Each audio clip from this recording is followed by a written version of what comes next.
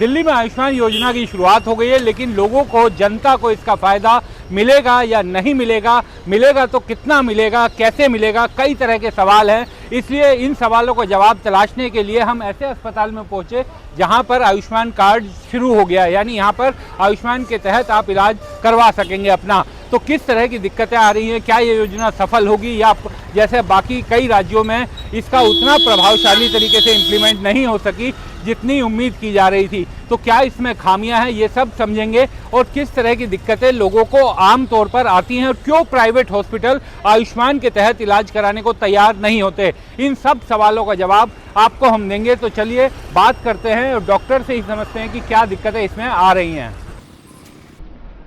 दिल्ली में आयुष्मान योजना की शुरुआत हो गई है। मुख्यमंत्री रेखा गुप्ता ने आज मोबाइल रजिस्ट्रेशन के लिए वैन भी रवाना कर दी है।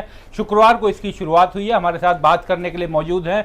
हम जानबूझकर ऐसे अस्पताल में आए जिसमें ये आयुष्मान योजना लागू हो चुकी है, क्योंकि दिल्ली के बहुत कम अस्पतालों में अभी आयुष्मान की सुविधा मिलेगी। हमारे साथ डॉक्टर प्रेम अग्रवाल हैं, दिल्ली के वरिष्ठ डॉक्टरों में शुमार हैं, दिल्ली मेडिकल एसोसिएशन के अध्यक्ष भी रह चुके हैं। डॉक्टर साहब, इस योजना को लेकर के कई तरह की शंकाएं और लोगों के दिमाग में है कि इसका फ़ायदा मिलेगा नहीं मिलेगा, किस तरह से इस योजना को देखा जाए? देखिए, आयुष्मान स्कीम कोई नई स्कीम नहीं है। सालों से पिछली कई गवर्नमेंट्स ने social security scheme, social insurance scheme शुरू की थी।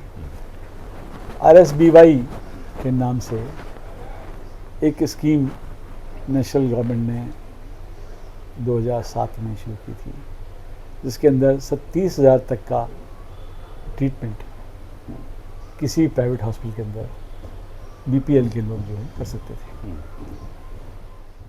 अब उसी को एक विज़न के तौर पे, एक सपने के तौर पे मोदी ने देखा है।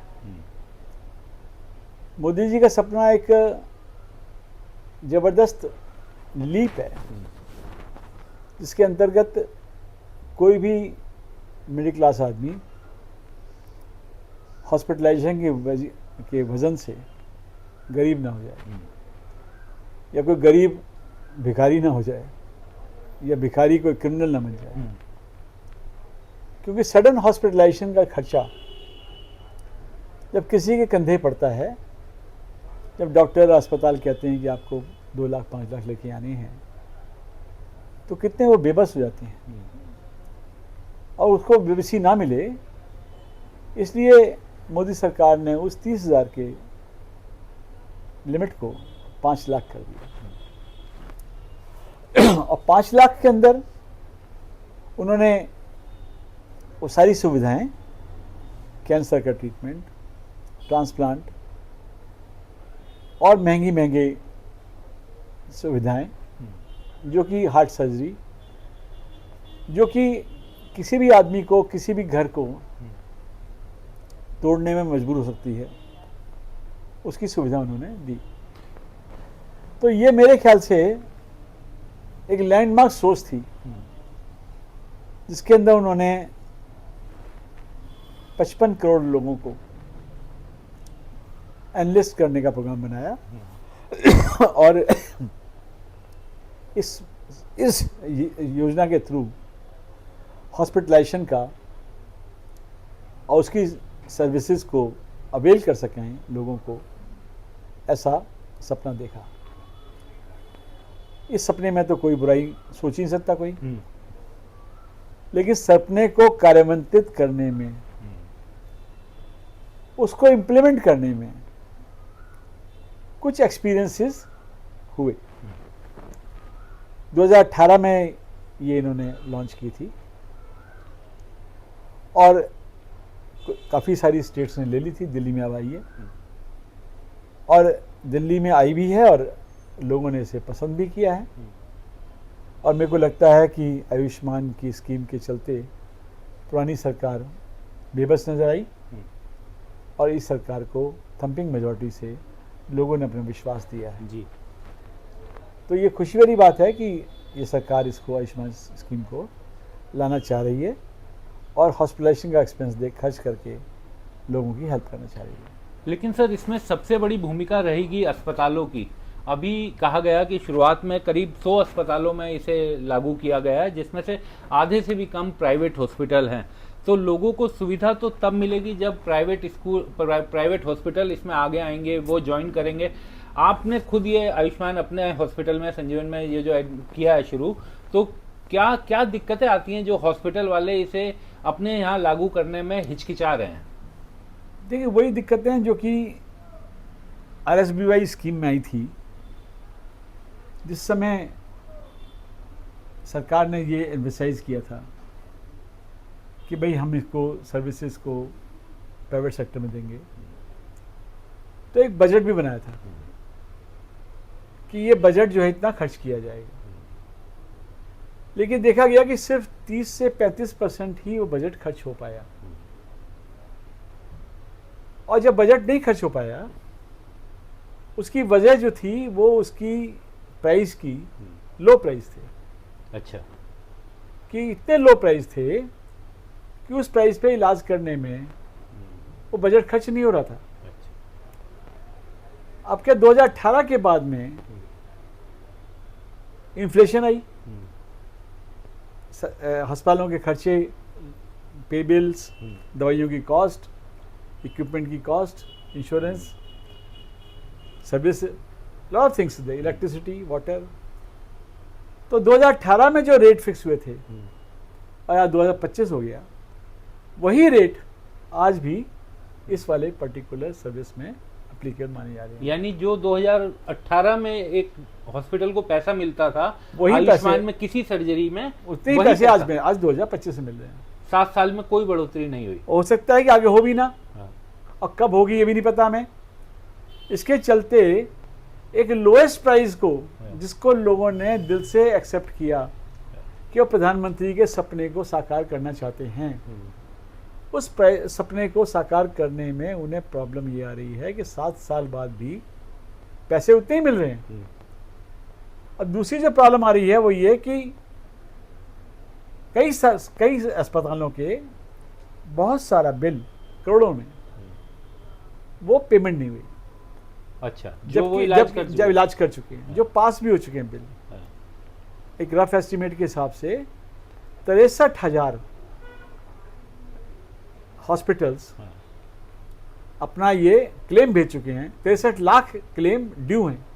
63 लाख ड्यू हैं, यानी ये करोड़ों रकम पता नहीं कितने करोड़ में चली है। 63 ऐसा कहा गया है। मुझे मेरा तो सिर्फ 1 करोड़ रुपये ड्यू है। आपका भी ड्यू है? मेरा भी ड्यू है, लेकिन बाकी तो खैर कोई बात नहीं। अस्पताल का मेरा नहीं, मैं अस्पताल का जी। तो ये बातें जो हैं, पैसे का ना मिलना, पैसे का लेट मिलना, और पैसा कब मिलेगा ये क्वेश्चन मार्क होना, और प्राइजेस को मैच ना कर पाना आज के एक्सपेंसेस से, ये कुछ वजह बन रही हैं कि मोदी जी का सपना, हम सबका सपना, एक गरीबी की रेखा से नीचे वाले आदमी के लिए ट्रीटमेंट कर सकें, वो इम्प्लीमेंट करने में प्रॉब्लम कर रहा है। सर इसी को थोड़ा सा अगर मैं और अपने दर्शकों के लिए समझना चाहूँ, क्योंकि आपने बताया कि 2018 से अभी तक ये बढ़ा नहीं है। हम एक सामान्य सी बीमारी तो क्या कहा जाए, अगर कोई महिला आती है आपके हॉस्पिटल में, प्रेग्नेंट महिला है, तो उसके सर्जरी, उसके ऑपरेशन पे कितना खर्चा आमतौर पर आता होगा, और इसमें कितना खर्चा इसका रेट है सरकारी पे? जो भी रेट है जी, मैं हर आदमी का अपना अपना एक्सपेंस का सिस्टम है जी। कोई 5 स्टार होटल का एक्सपेंस अलग होता है, हाँ, 3 स्टार का अलग होता है, और 1 स्टार की चाय भी अलग होती है। पेट भरने के लिए चाय चाहिए, और उसे 5 स्टार में पियेंगे तो आपको 100 गुना देना पड़ेगा। तो आप लोगों ने सर कभी बढ़ाने के लिए ये बातचीत वगैरह अस्पताल? बातचीत ब्लैंक है, सिस्टम ही ब्लैंक है, मतलब कोई जवाबदेही तो है ही नहीं।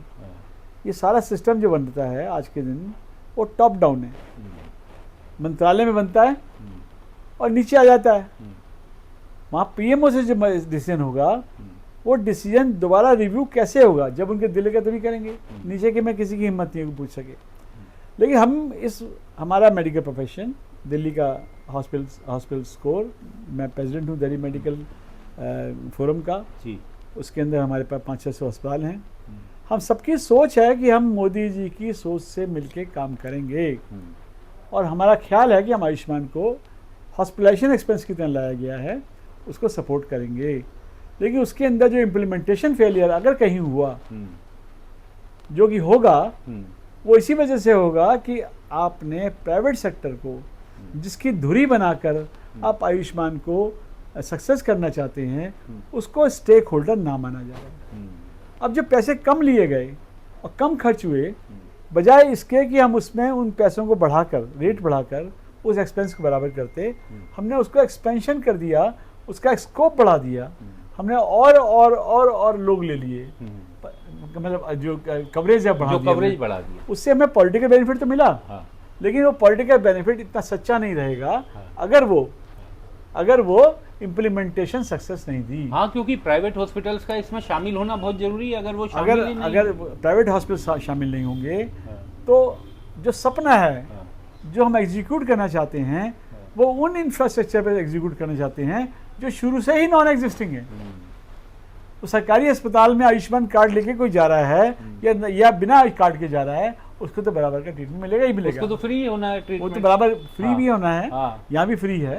लेकिन यहाँ के स्टेक होल्डर्स को, अस्पताल, प्राइवेट हॉस्पिटल को, मेरे हिसाब से उनको उनकी परेशानियाँ, उनकी डिफ़िकल्टीज़ को देखना चाहिए, ताकि हम सब मिलकर एक ऐसी कंडीशन लेके आएँ कि भारत देश के अंदर, विकसित भारत के अंदर, हम लोग जो हैं, किसी भी आदमी को अगर इमरजेंसी हॉस्पिटलाइजेशन की ज़रूरत है, तो वो अगर पैसे के लिए लाचार है, तो सरकार उसे सपोर्ट कर रही है। सर, ये भी दिक्कत कुछ लोगों से बात करने पर आ रही है कि अगर हॉस्पिटल में कोई आयुष्मान कार्ड लेकर जाता है, तो उसकी इन्वेस्टिगेशन, जांच रिपोर्ट, ये सब उसमें शामिल नहीं है।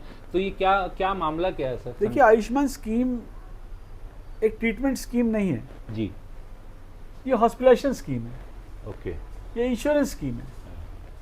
यू आर बीइंग इंश्योर्ड कि आपको अगर इमरजेंसी में कोई पैसे की जरूरत, हॉस्पिटलाइजेशन की जरूरत पड़ेगी, तो आपको मिल जाएगा। ये मिथ है कि आयुष्मान कार्ड पे इलाज होता है। आयुष्मान कार्ड के अंदर, लाइक किसी भी इंश्योरेंस के अंदर, diagnostic services, OPD services avail नहीं कर रहे हैं। It is not a treatment card. Treatment के लिए आपको जो सर्विसेज हैं, प्राइवेट सर्विसेज हैं या सरकारी सर्विसेज हैं, उन सभी को यूज़ करना पड़ेगा। अगर उसके अंदर आपको लगता है कि कैंसर के लिए आपका ऑपरेशन होना है, आपको हार्ट सर्जरी होनी है, आपको वॉल्व पड़ना है, तो उसके लिए कंडीशन के अंदर आप आयुष्मान कार्ड को यूटिलाइज कर सकते हैं। एक मिथ है कि आयुष्मान कार्ड जो है, आयुष्मान स्कीम जो है, वो ट्रीटमेंट स्कीम है। मेरे हिसाब से अगर हम पब्लिक को मिथ दिखाएंगे, तो मिथ जब पूरा नहीं होगा, तो जो हम पॉलिटिकल बेनिफिट लेना चाह रहे हैं, पॉलिटिकल बेनिफिट तो कोई छोटी बात कह दी मैंने, कोई जो हमारा सपना है कि हम लोगों के लिए काम कर सकें, वो धाराशायी हो जाएगा। यानी कि अगर कोई हार्ट पेशेंट आपके हॉस्पिटल में आता है, वो कहता है डॉक्टर साहब मुझे दर्द हो रहा है सीने में, तो आयुष्मान कार्ड में आयुष्मान कार्ड में नहीं आएगा, नहीं आ सकता। आयुष्मान कार्ड में तभी आएगा जी, जब वो डायग्नोज हो जाएगा कि उसको एंजाइना है, एंजियोग्राफी हो चुकी है, अब उसे एंजियोप्लास्टी की जरूरत है।